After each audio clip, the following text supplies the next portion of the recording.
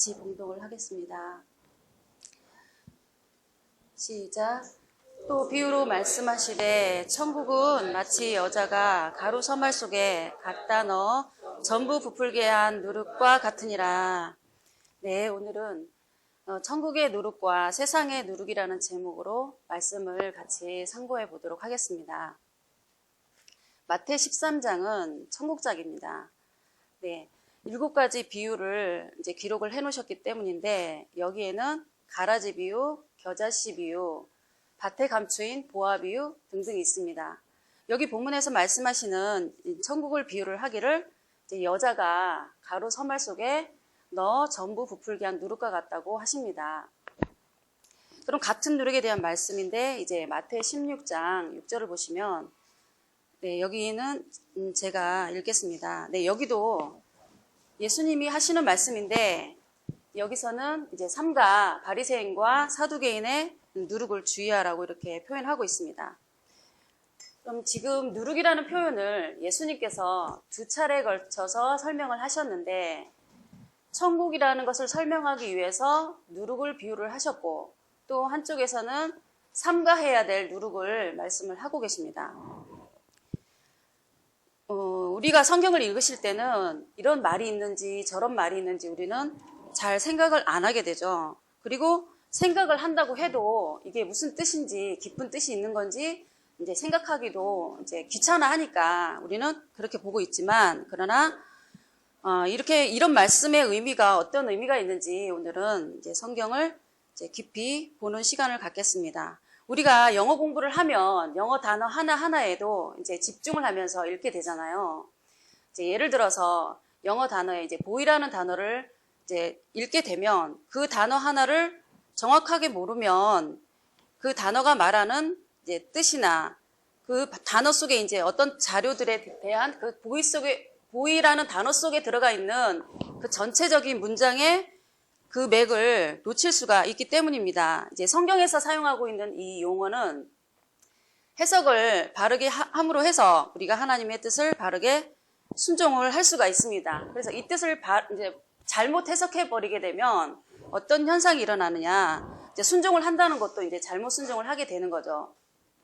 예를 들면 이제 여호와 증인들이 집총을 거부하여 그 군대를 안 가는 거나, 그리고 가족들이 죽어가는데 수혈을 주지도 않고 받지도 않는 그런 현상들이 생겨나는 것입니다. 그럼 우리는 지금 예수님을 믿는다고 하면서도 그러니까 하나님의 말씀을, 지금 예수님의 말씀의 뜻을 모르고 우리가 예수님을 따라간다면, 그러면 우리도 이런 허망한 결과를 이제 맞을 수가 있을 것입니다. 그러면 오늘은 이제 살펴봐야 될 내용들은 너무나 많지만, 오늘 성경에서 사용하고 있는 이 누룩이라는 단어가 어떤 의미가 있는지 한번 살펴보도록 하겠습니다. 이제 성경에서 사용하는 용어와 세상에서 사용하는 용어는 이제 단어는 같은데 이제 다르게 쓰인다는 것을 이제 이해해야 되겠습니다. 이제 누룩이라는 말은 이제 세상에서도 쓰는 말이고 성경에서도 나오는 말입니다. 그런데 이제 세상에서 쓰는 누룩이라는 단어는 어떤 것일까요? 네, 누룩 아세요? 네. 네. 세상에서 쓰는 것은 일상에서 쓰는 거죠. 일상에서 쓰는 것은 소다, 이스트예요. 그런데 그거를 이제 떡이나 빵에다가 이제 재료를 부풀게 해서 쓰잖아요. 근데 이제 성경에서는 어떤 의미로 쓰이느냐, 그러니까 성경에서는 다른 의미로 쓰이는데, 이제 다른 예를 하나 들어보면, 이제 성경에서 불이다 그러면 이제 세상에서 쓰는 불의 의미하고 이제 성경에서 쓰는 의미가 이제 뜻이 다른 거예요. 그러니까 세상에서 쓸 때는 그냥 육적인 불인데, 근데 성경에서 쓸 때는 하나님의 말씀을 불로 비유를 해서 쓰고 있습니다. 이제 예레미야 23장 29절을 찾아보시면 거기 이제 내 말이 불 같지 아니하냐, 이렇게 하나님의 입에서 나오는 말씀을 이제 불로 비유를 하고 있어요. 근데 예수님께서도 누가복음 12장 49절에 보시면은 예수님께서 이 세상에 불을 던지러 왔는데, 근데 이 불이 안 붙어서 예수님께서 정말 애가 타셨다는 거예요. 그러니까 좀 불만 붙어줬더라면 정말 더 바랄 것이 없다, 이렇게 말씀을 하시는 거예요. 그래서 성경에서 쓰는 불의 의미하고 세상에서 쓰는 불의 의미가 다르다는 것입니다. 그러면 이제 수가성 여인의 그 대화에서도 보면 내가 주는 물은 먹어도 목마르려니와 내가 주는 물을 먹으면 영원히 목마르지 않는다. 이렇게 말씀을 하셨잖아요. 그러니까 영적인 물에 대해서 이제 말씀을 하셨고, 또 이제 이 물을 하나님의 진리의 말씀으로 비유를 하신 거죠. 그러니까 이처럼 이제 똑같은 말인데도 성경에서 사용하는 용어와 세상에서 사용하는 용어가 이제 다르다는 것을 이제 말씀을 하고 있습니다. 그러면 이제 세상에서는 이제 문자적인 의미, 육적인 의미로 쓰지만 성경에서는 비유적, 영적으로 쓰고 있는 거죠. 그러면 오늘은 이제 누룩이라는 단어를 가지고 이제 성경에서 쓰는 의미를 살펴보도록 하겠습니다. 이제 누룩이라는 단어는 이제 우리가 신앙생활 할 때는 별로 사용하지가 않아요. 근데 이걸 모른다고 해서 불편하지도 않고, 또 이것을 모른다고 해서 불편하지도 않고 신앙생활 하는데 전혀 불편함이 없습니다. 그러나 이것을 모르면 이 한마디 속에는 성경 속에 어마한 의미가, 중요한 의미가 있는데 그것들을 다 놓쳐버리게 되는 거예요. 그래서 예를 들어서 이제 우리가 이 누룩이란 말 한마디 놓치게 되면 이제 성경 전체에 있는 이제 성경 구절들까지 다 놓쳐버리게 되고 그 뜻을 다 헤아릴 수가 없게 되고, 또 그 하나를 모르는 것이 하나로 끝나는 게 아닙니다. 그 단어와 연결된 수백 개가 다 이제 놓쳐버리게 되는 거죠. 그러면 이 누룩에 관한 이런 것들이 얼마나 얽혀져 있는지에 대해서 성경적인 배경을 찾아보도록 하겠습니다. 네, 출애굽기 12장을 보시면, 네, 찾지는 않겠습니다. 네, 거기 보시면 이제 모세를 통해서 하나님께서 이스라엘 백성들을 이제 구출하려고 해요. 근데 모세를 통해서 이제 여러 가지 재앙을 바로 왕한테 부어주는데 바로 왕이 항복을 하지 않잖아요. 그래서 이제 마지막 재앙으로 이제 애굽 장자들을 이제 일일이 집집마다 이제 다 죽이는 재앙을 그렇게 내리는데, 그러니까 하나님의 백성들에게는 그 재앙이 내리면 안 되잖아요. 그래서 그 재앙들을 피할 길을 이제 주시는데 어떻게 주시느냐 보니까 이제 피할 길을 주는 것으로 이제 양을 잡아서 고기는 먹고 피는 문설주에 바르고 있는, 이제 우리가 잘 알고 있는 이제 유월절이란 절기가 이제 제정이 되는 계기가 되는 거예요. 그래서 여기 보시면 이제 7절, 8절에 보시면 하나님께서 이제 어떤 일을 이제 지시를 하시는지 보시겠습니다. 네, 여기 보면 양을 잡아서 먹고 고기는 밤새 먹고 피는 문지방에다가 밖에서 보이게 문설주에다가 바르는 거예요. 그리고 피는 바르고 고기는 밤새 다 먹어야 되는데, 그럼 그럼 먹을 때 뭘 함께 먹냐 보니까 이제 무교병이라 이렇게 말씀하세요. 그러니까 무교병이라는 것은 떡병자를 써서 누룩이 들지 않는 떡이라고 말을 합니다. 반대로 이제 누룩이 든 떡은 뭐겠어요? 유교병. 예, 누룩이 든 떡은 유교병입니다. 그래서 우리가 이제 무교병, 유교병 이제 아시겠죠? 그러니까 그런 것에 대해서 이제 율법을 제정하는데 그 절기가 유월절이에요. 그리고 그 다음에 이제 6월절이라는 절기 다음에는 이제 겹쳐지는 절기는 이제 무교절이라는 절기가 있는 겁니다. 거기 15절을 보시면, 근데 이 누룩이 도대체 뭐길래 일주일 동안 무교병만 먹으래요. 그러니까 떡을 먹는데 그 맛이 있는 떡을 먹는 것도 아니고 아무것도 들지 않는 떡인데 그 떡을 하루 이틀도 아니고 일주일 동안 그것만 먹으래요. 그런데 그 누룩을 먹으면서 뭐라고 말씀하시냐면 너희 집안에서 흔적도 없이 다 제거하라는 겁니다. 그리고 이제 17절에 보니까 너희는 무교절을 지켜라. 그러면 무교절과 유월절은 같은 절기죠. 그러니까 미묘한 차이가 뭐냐면 이제 양을 먹는 것을 강조를 하면 유월절이 되는 거고, 이제 무교병을 먹는 것을 강조하면 이제 무교절이 되는 거예요. 그러니까 이런 거 알면은 정말 뭐가 이렇게 복잡해요. 예수님 좀 쉽게 믿고 싶은데 먹고 살기도 어려운데 왜 이렇게 힘들게 그런 한탄이 이제 나오는 거죠. 근데 모르고 믿는 것은 우선 이제 편한 것 같지만, 그러나 그게 더 어려운 것이고 사실 알고 믿는 게 더 쉬운 겁니다. 근데 19절을 보시면은 여기에는 유교병을 먹는 자는 이렇게 돼 있어요. 그러니까 유교병이라는 것은 아까 누룩이 든 떡이라고 말을 했잖아요. 그러니까 유교병을 먹는 자는 타국인이든지 본국인이든지 다 잘라내라는 거예요. 그만큼 이 누룩에 관련된 의미가 깊다는 뜻이겠죠. 그러면 예수님께서 뭐 천국은 누룩과 같다 이렇게 말씀을 하시고, 또 한편으로는 삼가 바리새인과 사두개인들의 누룩을 주의해라 이렇게 말씀하시는 겁니다. 그런데 예수님께서 말씀하시는 이 누룩은, 이 누룩이라는 것을 바르게 이해하기 위해서는 그 단어 하나만 생각하시면 안 돼요. 예수님께서 누룩이란 말을 썼을 때는 그 누룩이라는 의미가 성경상의 배경이 있다는 얘기입니다. 그럼 성경상에서 그 말이 어떻게 쓰였는가를 보시고 예수님께서는 그 단어를 사용하시는 거예요. 그래서 성경은 성경으로 해석하라고 이제 말을 하는 겁니다. 제가 오늘 여기 오신 분들한테 이제 청개구리 같으신 분들만 오셨네요, 이렇게 말을 하면 이제 그 배경이라는 것이 어디에 있는 거겠어요? 네? 네. 예, 배경이라는 것을 예, 아시네요. 그러니까 동화책에 나오는 이제 청개구리, 이제 그 이야기를 이제 아니까 알아들으시는 거죠. 그러니까 부모님이 시키는 대로 안 하고, 그러니까 항상 반대로 하는 그런 청개구리를 배경으로 해서 이제 얘기가 된 거잖아요. 그럼 그 배경을 모르는 사람들은 어떻게 들으시겠어요? 피부가 초록색인가? 아니면은 어떻게, 약용으로 쓰겠다는 얘기인가? 이런 이야기들, 엉뚱한 소리를 하는 거죠. 그처럼 배경을 모르면 의사소통이 안 되는 겁니다. 그래서 무식하면 소통이 안 되는 거예요. 그러니까 예수님께서 이 누룩이라는 말을 쓰셨을 때는, 그러니까 성경적인 배경을 알고 그 말을 알아들어야 되는데, 그러니까 그 배경을 모르면 이제 그 말의 뜻이 무엇인지 모르니까 넘어가 버리게 되는 거예요. 그래서 예수님과 12 제자와 그 서기관과 바리새인들의 대화가, 그러니까 앞뒤가 안 맞는 대화가 그렇게 많이 기록이 되어 있어요. 예수님께서 거듭나야 된다 이러니까 엄마 뱃속에 들어갔다 나와야 되냐 이러고, 또 내 살과 피를 먹어라 이러니까 자기 살과 피를 뜯어먹으라 그러냐, 이제 이렇게 이제 말을 하는 거죠. 그러니까 우리는 오죽하겠습니까? 우리가 지금 교회를 다닌 지 10년, 20년이 넘었잖아요. 근데 성경에 이런 말들이 있는지도 모르고 그냥 교회만 줄기차게 다닌 거예요.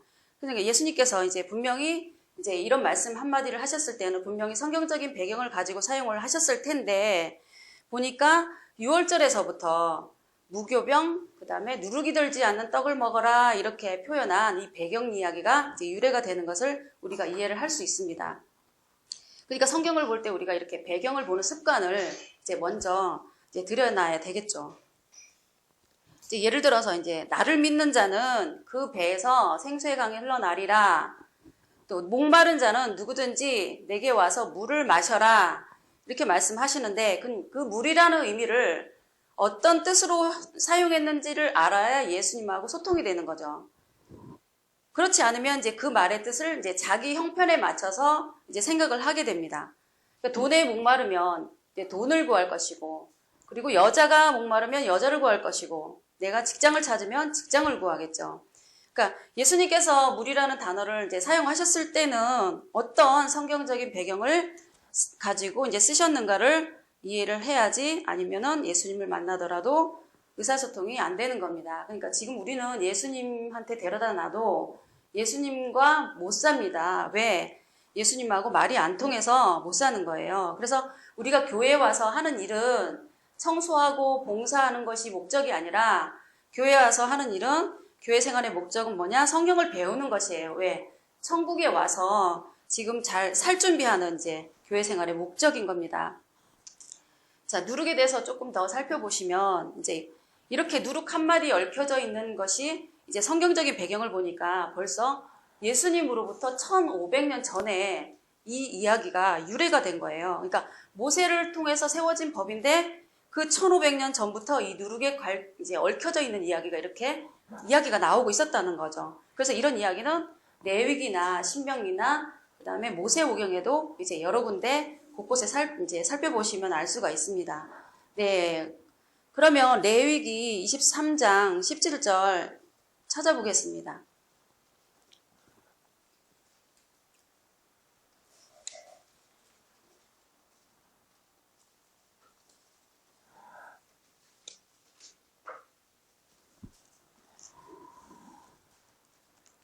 읽겠습니다. 너희 처소에서 에바 10분위로 만든 떡 2개를 가져다가 흔들지니 이는 고운 가루에 누룩을 넣어서 구운 것이요 이는 첫 요제로 여호와께 드리는 것이며. 네, 여기 보니까 누룩을 넣었대요, 뺐대요? 넣었어요? 아이고, 하나님 참 모르겠네. 그러니까 앞에는 누룩을 넣으면 죽는다고 했는데 또 여기에 보니까 누룩을 넣었어요. 그러면은 도대체 어떻게 하라는 겁니까? 이제 이런 얘기, 그러니까 뭐 이런 걸 몰라도 나는 새벽기도 잘 드렸고 이런 걸 몰라도 11조를 바쳤는데 그런데 이제 내가 이거 모르고 11조 바쳤다고 봉투가 우리 집에 돌아오는 것도 아니고 몰라도 드리고 알아도 드리는 거예요. 근데 이런 것을 모르고 내가 신앙생활 하면은 하나님에게 내가 제대로 드려지지 못하는 예물이 되는 거예요. 그러니까 나는 드렸다고 하는데 하나님은 너 뭐 알고 바쳤냐 이렇게 말씀하시는 겁니다. 그러니까 봉사를 내가 열심히 했는데 너 뭘 알고 하냐 이렇게 되는 거예요. 그러니까 경상도 말에 내가 쇠가 빠지게 했는데 너 뭐 알고 하냐 이러는 거죠. 그러니까 예를 들어서 성경에 이제 성전을 건축해라 그러니까 이제 작정 헌금을 했어요. 해가지고 교회를 지었어요. 교회 지어서 봉헌을 했는데 성경을 보니까 성전은 그런 교회 건물이 아니고 네 마음의 성전, 심령의 성전을 진리의 말씀으로 지으라는 뜻이었다는 거예요. 그러니까 괜히 초점도 안 맞게 돈만 들이고 봉사한다고 노동 봉사한다고 허리만 다친 꼴이 되는 겁니다. 뭐 추수감사하라고 이제 하니까 1년 동안 내내 곡식 농사 해가지고 앞에 잔뜩 쌓아놓고 드린다면 하나님께서 원하시는 추수감사 예배가 아닌 것입니다. 이런 넌센스 같은 신앙생활들을 지금 우리가 하고 있습니다. 그래서 이런 신앙생활을 하고 있는 것들이 눈에 뻔히 보이기 때문에 하나님께서 내 백성이 지식이 없어서 망한다고 말씀하시는 겁니다. 그러니까 모르고 우리가 돈 바치고 몸 고생하고 그렇게 하는 것보다는 몇 달 동안 공부하고 우리가 알고 드리는 게 낫겠죠. 그러니까 봉사를 해도 알고 하는 게 낫고 그리고 충성을 해도 알고 하는 게 낫다는 것입니다. 그러면 본문으로 돌아가서 어떤 때는 누룩을 빼라고 했다가 어떤 때는 누룩을 넣으라고 했다가 그러니까 왜 이런 현상이 생기냐는 거죠. 그러니까 이런 것들을 이해 못하면 그냥 우리가 이름도 뜻도 모르고 주여 주여 하는 그런 습관적인 주여가 되고 마는 것입니다.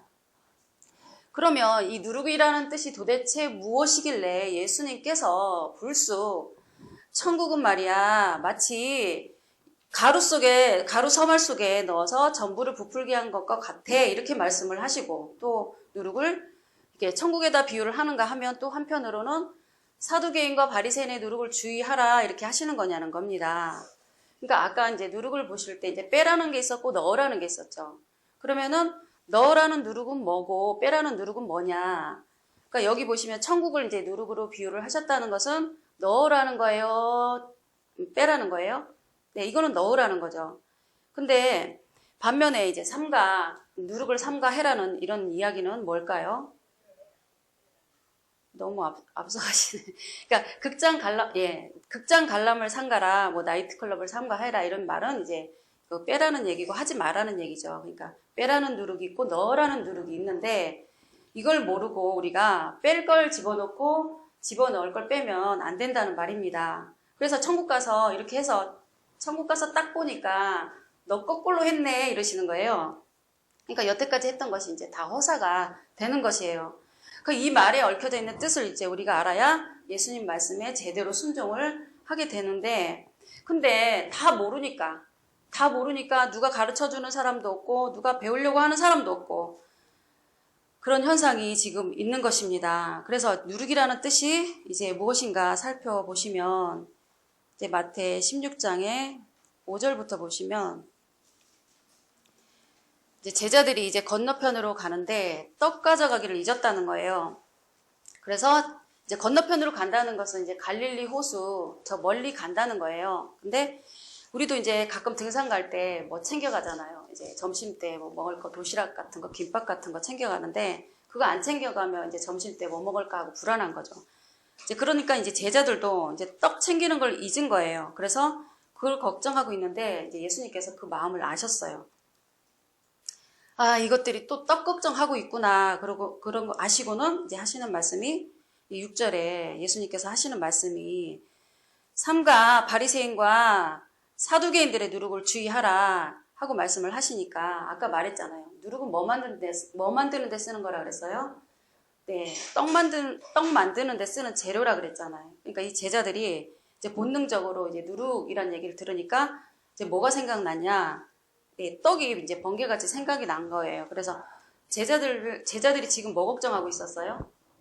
떡 걱정하고 있는데 누룩 주의하라니까 이제 떡이 더 생각난 거예요. 그래서 야, 예수님이 우리 걱정을 이렇게 많이 해주시는구나 이렇게 생각을 했는데, 근데 예수님이 그 마음을 아시고는 이것들이 내 말귀를 못 알아듣고 말이야 이러면서 뒤에 이제 말씀이 이어지는 겁니다. 이제 8절에 보시면 예수님이 뭐라고 하시냐니까, 가라사대 믿음이 적은 자들아 어찌 떡이 없음으로 서로 의논하느냐, 너희가 아직도 깨닫지 못하느냐 하고 책망을 하시는 겁니다.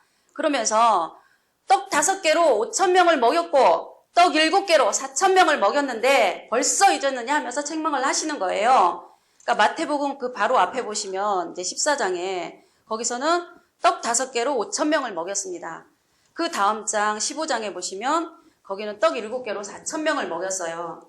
그러니까 며칠이나 됐다고 예수님이, 그러니까 제자들이 이렇게 예수님을 이제 속 터지게 하고 있습니다. 이제 이런 기적을 지금 제자들은 2번이나 경험을 하고도 이 정신없는 사람들은 뭘 걱정하는 거예요? 떡 걱정하고 있어요. 그러니까 예수님 마음이 차요, 안 차요? 그러니까 몸은 예수님 따라다니는데 생각은 예수님하고 따로 노는 거예요. 그러니까 예수님하고 대화가 안 통하는 거예요. 언제나 이 제자들이 예수님 말씀을 제대로 알아듣고 제대로 된 제자가 될란가 걱정입니다. 그러니까 모양은 행정적으로는 제자가 되어 있어요. 근데 정신적으로는 제자가 안 되어 있는 거예요. 그러니까 11절에 어찌 내 말한 게 떡에 관함이 아닌 것을 알지 못하느냐, 깨닫지 못하느냐 하면서 오직 바리새인과 사두개인들의 누룩을 주의하라 하니까 이렇게 말씀을 하시니까 그제야 형광등에 불이 번쩍번쩍하면서 불이 들어온 겁니다. 그래서 12절에 그제야 제자들이 떡의 누룩이 아니고 바리새인과 사두개인의 교훈을 삼가하라고 말씀하신 것을 이제 그제서 깨달았다고 하는 거예요. 그러니까 사두개인과 바리새인들의 교훈을 주의하라고 하는 것은 뭘 주의하라는 거예요? 그들이 가르치는 교훈을 삼가하고 주의하라는 겁니다. 근데 예수님의 제자들은 예수님한테 그때 깨우침을 받았잖아요. 근데 오늘날 우리 이 시대는 지금 어언간 그 시대로부터 2000년이 흘렀습니다. 오늘날 교회 다니는 사람들은 돌아보세요. 아직도 누룩이 교훈을 말하고 있는 건지 조차도 모르고 지금 교회를 다니고 있습니다. 그럼 2000년 전에 예수님 제자들은 예수님으로부터 가르침을 받아서 그 가르침으로 이제 받은 것을 깨닫고 기록을 해주었는데, 우리는 매일같이 성경을 듣고 이거 갖고 다니면서 뭐 묵상이니 큐티니 하면서 이런 걸 모르고 교회를 다녔다면 우리가 말이 안 되는 거죠. 예를 들어서 뭐 초등학교 6년, 중고등 6년, 12년 공부해서 이제 수능 치려고 왔는데 낯을 놓고 기억인지 니은인지 헷갈려 하면 우리가 학교를 과연 다녔다고 해야 되나요? 아니면은 안 다녔다고 봐야 되나요? 그러니까 지금 덩치는 너무나 커요. 덩치는 큰데, 근데 정신적인 것은 아직 유아기를 못 벗어나고 있고 정신적인 지체아로 지금 살아가고 있는 것입니다. 교회 규모는 엄청나게 큰데 뭐 거기 목사님도 그렇고 장로님도 그렇고 주일학교 선생님도 그렇고 만나보니까 이 누룩이라는 단어조차 모르고 지금 살고 있습니다. 가르쳐주지도 않고 배우지도 않고 또 안 가르쳐준다고 따지는 사람도 없습니다. 요즘 같은 세상에 우리 아이들 학교가 이 지경이면 엄마들 학교 다 뒤집을 텐데 어찌된 판인지 교회 안에서는 이거를 11조 뭐 건축, 헌금, 봉사 다 하면서 따지는 사람이 하나도 없어요. 그러니까 참 교회 목사 하기가 너무 좋죠. 뭐 데모나 뭐 파업 같은 것도 없고, 그러다가 목사가 이제 돈이나 여자 문제 걸려 있으면은 교인들이 다 알아서 뒤에서 다 커버를 해주고 얼마나 좋습니까? 메뚜기도 한철이라고 이제 즐길 수 있을 때 다 즐겨야죠. 낙이 그것뿐인데 뭐 어쩌겠습니까? 그런데 천국을 가야 될 사람들은 가야겠습니다.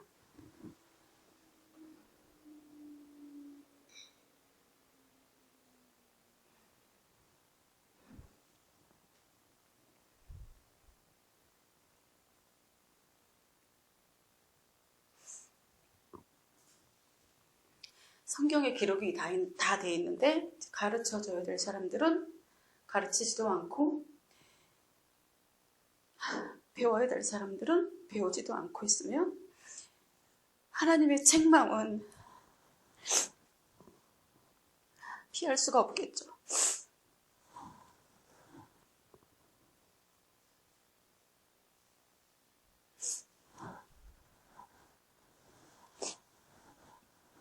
악하고 게으른 종아, 바깥 어두운 데서 슬피 울며 이를 갈미 있으리라. 예수님은 이제 성경 속에 누룩이라는 것을 이제 교훈이라는 뜻으로 알려주셨습니다. 근데 그때는 제자들이 다 헤매가지고 창피당하면서 이제 혼나면서 이렇게 겨우 깨달은 것을 이제 그나마 성경에 다 기록을 해줬습니다. 야, 우리는 이렇게 혼나고 헤매면서 이렇게 배웠지만 정말 너희들은 헤매지 말고 빨리빨리 예수님 뜻을 깨닫고 쫓아가라고 한 겁니다. 그럼에도 불구하고 매일 성경을 읽으면서도 예수님 뜻을 이제 모르고 우리가 이렇게 눈을 막아놓고 귀를 막아놓고 살아가고 있는 것입니다. 그러니까 개탄스러운 거예요. 만약에 여러분들이나 자녀들이 학원을 고액 과외나 학원을 다닌다고 생각을 해보세요. 요즘에 사교육비 장난이 아니잖아요. 비싼 돈 들여서 학원에 갔는데 아무것도 안 가르쳐 준다면 어떻게 되겠습니까? 난리도 아니겠죠. 근데 오늘날의 이 교회에 대해서는 이런 거에 대해서는 원망하는 사람도 없고 아쉬워하는 사람도 없고 안 가르쳐 준다고 따지는 사람도 없고 스스로 알려고 하는 사람도 없고 누구만 답답하십니까? 네, 하나님만 답답한 거예요. 그러니까 모르는 사람들끼리는 자기들끼리는 잘 살아요. 근데 하나님만 답답하신 겁니다. 저것들 언제쯤 내 뜻을 깨닫겠나 하면서 하나님만 답답하신 거예요. 그러니까 아까 누룩은 뭘 의미한다 그랬어요? 네, 교훈이라는 것으로 알았습니다. 그러면 사두개인과 바리새인들의 누룩을 삼가하고 주의하라는 것은 뭘 주의하라는 겁니까? 예를 들어 보면 이제 학원에서 2 곱하기 3을 6이라고 가르쳐야 되는데 뭐라고 가르쳐요? 그리고 이순신은 거북선이 아니라 한글을 만들었다 이렇게 가르치면 그 가르침을 받아야 됩니까? 아니면 거절해야 됩니까? 이런 잘못 가르치는 것을 받으면 안 된다는 겁니다. 그러니까 문제는 잘못 가르치는 건지 바로 가르치는지 인식이 없다는 거죠. 그러니까 학교 지식 같으면 어느 정도 구별을 할 수가 있는데 성경 지식은 그렇지가 않아요. 그러니까 교인들은 전혀 옳고 그름에 대해서 구분할 능력이 없어요. 그래서 서기관 바리새인들이 자신들의 교리로 습관화된 그런 율법을 가르치면 유대인들은 그런 걸 구별할 수가 없으니까 그거를 다 받아들이게 돼요. 그대로 배우고 따를 수밖에 없게 되는 거예요.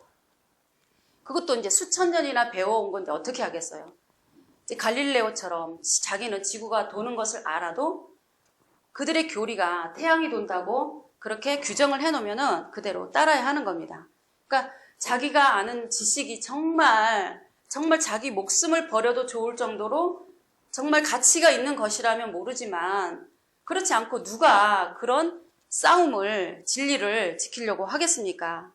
그러니까 예수님 입장에서 보면 모세 이후에 1500년 동안 그 지켜오던 율법을 이제 새롭게 다 해석을 하고 새롭게 가르쳐야 되고 이렇게 되니까 정말 목숨을 걸 각오가 아니면은 그런 가르침을 고수할 수가 없는 겁니다. 설사 예수님은 그런 사명을 가지고 오셨으니까 그렇다 치고 그럼 그 가르침을 따르는 백성들 입장에서는 또 그렇지가 않잖아요. 매일매일 먹고 살아야죠. 처자식은 돈 벌어라고 빽빽거리고 있죠. 그러면 어떻게 하겠어요? 목구멍이 포도청인데 우리는 이 진리와 비진리의 이 문제를 뭐 적당히 타협해서 뭐 믿으면 뭐 서로 좋으면 좋은 거지 이렇게 뭘 따져가면서 믿느냐는 식이지만 그러나 예수님에게 하나님에게 나아가서 선지자들에게는 그런 문제가 아닙니다. 이 진리를 믿느냐 저쪽 가르침을 따르느냐는 것은 사느냐 죽느냐 삶과 죽음이 걸린 문제인 거예요. 그러니까 사실 교인들에게도 이제 천국과 지옥이 걸린 문제이긴 하지만 그러나 그렇게 당장 뭐 싸우고 감옥 가야 되고 이런 생명의 위협을 느껴서까지 그렇게 싸워야 되는 이유를 잘 모르는 거죠. 필요를 못 느끼는 겁니다. 그러니까 유대인들 입장에서는 지금 이제 어렸을 때부터 유대인 찾아다니고 회당 찾아다녀서 배우고 대제사장 찾아다니고 그렇게 이제 성경을 배웠는데 아무런 비판 없이 어릴 때부터 이제 다 받아들인 거잖아요. 그런데 지금 와서 삼가라 하는데 어떻게 삼가가 돼요? 그러니까 말이 점잖아서 삼가라고 하는 거지 그것은 사실상 단절하라는 이야기입니다. 모든 생업의 터전까지 다 걸려있고 다 얽혀져 있는데 지금 어떻게 그렇게 단절을 쉽게 할 수가 있겠어요? 근데 이게 당시 유대인들한테는 이게 장난이 아닌 겁니다. 양을 잡아서 제사를 지내고 있는데 이제 양이 아니라 우리의 죄를 대속해서 오신 예수님을 영접하면 되는 거야. 그러면 유대인들이 어떻게 받아들이겠습니까? 안식일을 거룩히 지켜라 해서 거룩히 지키고 있는데 예수님은 남의 밀밭에 가서 밀 이삭을 비벼 먹으면서 야 이제 안식일 그렇게 안 지켜도 돼 이렇게 하니까 예수님을 받아들이는 백성들은 그 입장에서는 중간에서 난감한 입장이 아닐 수가 없는 거죠. 그런데도 예수님은 구약적, 율법적 가르침들을 다 지금부터 끊어내라는 겁니다. 이 단절이 예수님께서 말씀하시는 잘라야 되고 걷어내야 되고 집안에 남아있는 흔적까지 다 긁어내야 되는 흔적 누룩이라는 것입니다. 그러니까 우리나라에서는 이제 절에 다니다가 이제 교회 다니는 사람들이 많아요. 교회를 다니는 순간부터는 이제 불교에서 이제 사용했던 부정, 염주, 그리고 불교 경전, 그리고 이제 서적들, 나아가서 이제 행동했던 것들, 언어들, 이제 습관들, 그런 불교적 흔적을 다 이제 걷어내야 되는 그런 형식이 되는 거죠. 그런 구약적, 율법적 가르침들은 철저히 끊어야 될 누룩이 되는 거예요. 이제 반면에 이제 부지런히 구해서 넣어서 전부를 부풀게 하는 그 천국의 누룩이 있다는 겁니다. 그럼 이 누룩은 누구의 누룩일까? 당연히 예수님의 누룩이죠. 그 누룩이 뜻이 뭐라 그랬습니까? 교훈이고 가르침이라고 그랬죠. 그럼 예수님의 가르침은 부지런히 담아야 되고 사두개인과 바리새인들의 가르침은 부지런히 피해야 되는 거예요. 그러니까 예수님의 가르침은 진리의 말씀이었잖아요. 그러니까 이 진리의 말씀을 주야로 묵상하면서 들어가면서도 나오면서도 보이게 문지방에도 써붙이고 이마에도 손목에도 다 묶어 다니고 그렇게 항상 말씀을 떠나지 않는 그런 노력을 해가면서 이 누룩을 담아야 되는 것입니다. 누룩은 교훈이라고 했습니다. 이제 누룩이 떡에 들어가면 어떻게 됐어요? 네, 부풀어 올랐죠. 그럼 진리의 누룩이 사람의 마음에 들어가면 어떻게 됩니까? 사람이 찐빵처럼 부풀어 오르는 게 아니라 사람의 마음에 변화가 됩니다. 도둑질을 하는 사람이 이제 이런 가르침을 받으면 이제 심성이 변하고 교회를 싫어하던 사람들이 이 가르침을 진리를 알고 나면 이제 교회가 사랑스러워지고 성경 공부가 죽어라 싫어하던 사람 또 11조를 하면 그렇게 아까워하던 사람 내가 부끄러워서 교회 다닌다고 말도 못하는 사람들이 진리를 알고 나면 사람들이 다 변화가 된다는 것입니다. 그러니까 그런 사람들이 많아지면 이 세상도 천국으로 낙원으로 바뀌게 됩니다. 그러면 우리 교회가 잘 되고 우리 나라가 잘 되고 선하고 복된 나라가 되면 우리 민족 구성원들 한 사람 한 사람들이 다 이런 마음으로 진리의 누룩을 다 마음의 떡그릇에 가득 담기만 하면 이런 일들이 이루어질 줄 믿습니다. 거기에는 절대 이물질, 이질적 교훈이 끼어들면 타락하고 부패하는 부작용이 일어나게 되는 거예요.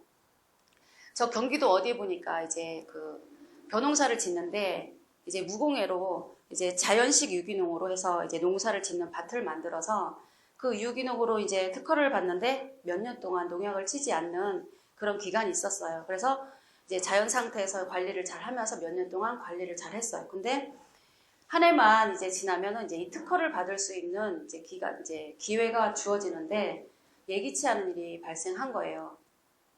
그 근처 지방에서 이제 비행기로 농약을 살포하는데 그 살포하는데 이제 이 유기농 밭을 만든 데다 모르고 이제 여기 이 밭을 지나가 버린 거예요. 그래서 이 밭에 몇 년 동안 지금 공을 들였는데 그것이 순간에 다 물거품이 돼버렸습니다.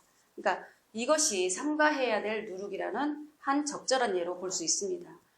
만약에 불교에서 기독교로 개종을 했어요. 그래서 교회를 잘 다니다가 또 절에 가서 불공 드리고 이런 경우죠. 그러니까 하와가 그토록 이제 금지한 이제 선악과를 먹지 마라 했는데 선악과를 따먹었다는 비유를 이 이야기에 대입을 시키면 되는 겁니다. 그러니까 이 천국을 이루는 누룩이냐 아니면 지옥을 향한 사망을 향한 이 누룩이냐에 따라서 우리가 이 누룩을 담아야 될 건지 아니면 버려야 될 것이 되는 건지 결정이 되는 겁니다. 그러니까 이런 거를 모르고 이제 아무거나 배우러 다니고 아무데나 충성하고 그러면 안 되는 겁니다. 그러면 사망을 향해서 더 빨리 가는 길밖에 안 되는 겁니다. 그래서 신앙생활은 평생 할 것인데 우리가 한두 달 열심히 공부해서 실수 없이 할 수가 있는데 배우는 걸 귀찮아해서 우리가 이제 평생 신앙생활을 했는데 나중에 알고 보니까 엉터리다 그러면 정말 그러면 큰일 나는 겁니다. 이런 것이 누룩이 얽혀져 있는 가르침입니다. 예수님 때도 누가복음 22장에 보시면은 이제 유월절과 무교절을 지키셨어요. 근데 그때는 이제 형식적인 유월절을 지키셨지 이면적인 뜻을 가지고 이면 뜻을 모르니까 뜻을 모르고 지킨 겁니다. 그들은 유월절을 거룩하게 지킨다고 지킨 것이 오히려 그날 밤에 예수님을 십자가에 못 박아 죽이는 그런 어처구니 없는 일을 하는 것입니다. 그러니까 하나님의 말씀의 의미를 모르고 정말 말씀을 순종한다고 하는 것이 이렇게 정말 참담하고 위험한 일을 이렇게 한다는 것을 우리가 명심을 해야 되겠습니다. 지금 이 누룩이라는 것을 이제 가르침에 대한 것을 이제 우리의 실생활에 어떻게 적용시킬 수가 있는가 한번 살펴보겠습니다. 고전 5장을 보시면 7절, 8절 여기 보시면 여기도 보니까 이제 누룩이 두 종류가 나와요. 묵은 누룩과 누룩이 없는 떡이에요. 두 가지 누룩인데 두 가지 이제 두 종류가 나옵니다. 5장 1절부터 보시면 너희 중에 심지어 음행이 있담을 들었으니 이 음행은 이방인 중에라도 없는 것이라 누가 그 아비의 아내를 취하였다 하노라. 이 고린도 교회 안에 난리가 난 거예요. 그래서 그 고린도 교회 안에 이제 이 음행의 문제가 파다하게 이제 퍼져 있다는 겁니다. 그 당시 초대교회는 이제 로마의 그 문화권이었잖아요. 그래서 로마는 향락과 쾌락의 도시였어요. 이런 문화가 교회 안에 그대로 다 들어온 거예요. 심지어는 아비의 아내를 취했다는 거예요. 그러니까 이런 것들이 괴악한 누룩이고 묵은 누룩입니다. 오늘의 교회는 어떻습니까? 그 시대에 못지않게 지금 세속화 다 돼 있잖아요. 그러니까 성적 자유주의, 또 심지어 뭐 동성애까지 용인되는 풍토, 뭐 옷 입는 거, 화장하는 거, 황금 만능주의, 뭐 출세 지향주의 이런 세속 문화가 그대로 교회를 다 휩싸고 있습니다. 이런 세상의 묵은 누룩, 괴악한 누룩을 이것들이 이제 교회 안에 다 들어와서 그 교회를 다 변질시킨다는 거예요. 그러니까 부풀게 했다는 것은 변화를 말하는 거예요. 7절에 보시면 너희는 누룩 없는 자였는데 이렇게 말하는 거예요. 세상물이 들지 않는 사람들이었다는 거예요. 정말 깨끗한 정결한 처녀였는데 이게 대학물 먹더니 이제 교회인지 사창가인지 구분이 안 될 정도로 이렇게 안 좋은 누룩이 파고 들어왔다는 겁니다. 그럼 이런 교회 같으면 구원을 이룰까요? 못 이룰까요? 갈라디아서 5장 16절을 한번 더 보시면 이제 성령을 쫓아 행하라는 것입니다. 이는 육체의 욕심을 이기려면 이렇게 해야 된다는 거예요. 그 다음에 이제 19절에서 21절에는 세상에 속하고 육체에 속한 것들을 구체적으로 나열을 했습니다.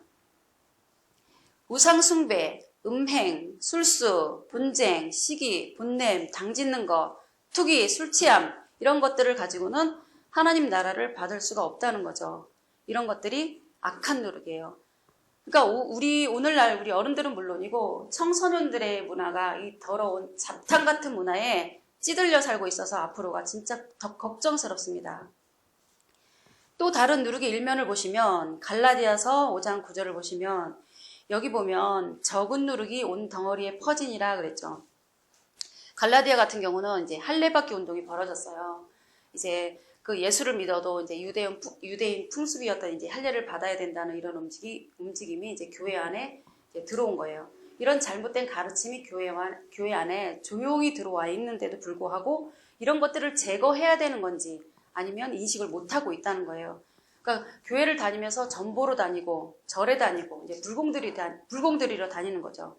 그러니까 이런 면을 종교 혼합주의, 종교 다윈주의라고 합니다. 그러니까 여러분들은 잘 모르시겠지만 이제 그런 일들이 종교 세계 안에 있고 기독교 세계 안에 그렇게 벌어지고 있습니다. 그러니까 이런 종교 혼합의 형태가 개인적으로 이런 방식으로 이루어지지만 교단적인 차원으로도 이루어지고 있습니다. 천주교와 불교가 지금 교류하고 절에도 갔다가 성당에도 갔다가, 그리고 또 개신교에는 또 그런 또라이 목사들도 있어요. 뭐 여기 갔다가 저기 갔다가 세 군데 다 왔다 갔다 해요. 그러니까 성경적으로 지켜야 될 것과 포용되어야 될 것을 구분을 못하면 이제 아무거나 다 포용을 하는 겁니다. 기독교는 사랑의 종교야 이러면서. 그러면 기독교는 완전히 잡탕이 되는 거예요. 그러니까 개인적인 차원이든 교단적인 차원이든 진리로 사수하는 것은 당연히 하나님 백성의 가장 근본적인 책무입니다. 그러니까 아담도 이것에 실패했고 가나안 땅에 들어간 이스라엘도 이것에 실패했어요. 아벨은 이런 진리를 지키려고 하다가 가인한테 맞아 죽은 거고요. 그러니까 교회 생활이 알면 알수록 이렇게 단순하지가 않습니다. 이 과정들은 알고 보면 전쟁입니다.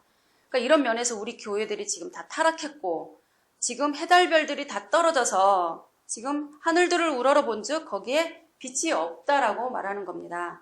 그러니까 교회적으로나 개인적으로나 사실은 전쟁의 연속이에요. 그러니까 사실상 우리들은 지금 이 두 누룩 사이에서 지금 싸우고 갈등하고 있습니다.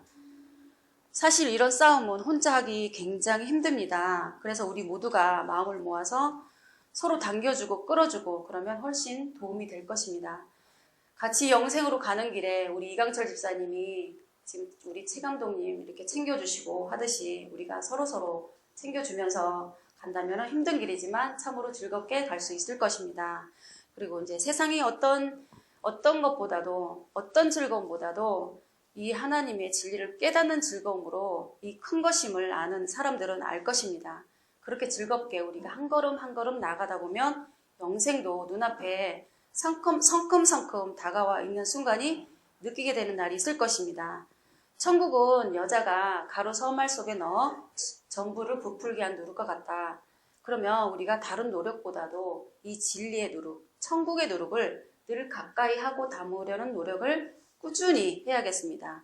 주일 예배 빼먹지 말고 유튜브 영상 늘 가까이 두고 또 늘 묵상하고 반성하는 생활을 습관화시킨다면 결코 어렵지도 불가능한 일도 아닐 걸로 생각이 듭니다. 이제 우리가 이렇게 살아있는 동안 생활처럼 이제 유지를 해 나가야 되겠고 과제라 생각하시고 이런 습관을 함께 만들어갔으면 좋겠습니다. 힘은 들겠지만 그렇게 살아서 하나님 만나는 날에는 우리가 비교할 수 없는 영생의 축복이 이룰 줄 믿습니다. 이 말씀을 듣는 모든 분들은 한 분도 빠짐없이 이 누룩이 주는 가르침을 담아 온전한 구원에 이르기를 주의 이름으로 축원을 드리겠습니다.